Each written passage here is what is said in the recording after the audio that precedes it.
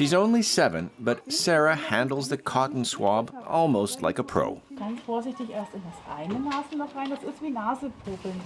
In Germany, self-testing is mandatory in school since the Easter break ended.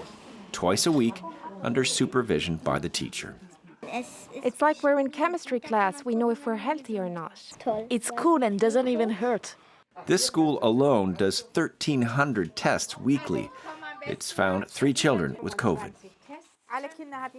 The children had no symptoms, so without the tests we would have never known. We test for our own security. The vast majority of teachers aren't vaccinated, and we don't want to end up in emergency wards. We want to work and have the kids back in school. Not everyone is happy. In this school, 1 in 10 students hasn't returned. Some 30,000 Berliners have signed a petition asking to stop the mandatory tests.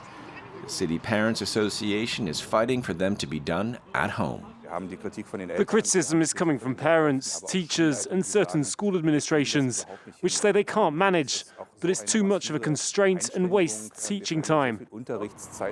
Germany is the second country in Europe to introduce self-testing in schools. Austria was the first, and its experience suggests there's reason for prudence. According to the University of Vienna, only 20% of positive cases are detected in young school children and 25% in the older ones. Yes, the self-testing helps slow the spread of the virus and allows us to prevent an explosion in the number of cases.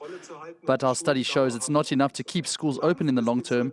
So in the medium term, there's a need to another kind of testing, like saliva-based PCR tests, which kids can do at home and drop off at school. In Berlin, more than 800 school kids tested positive for COVID last week.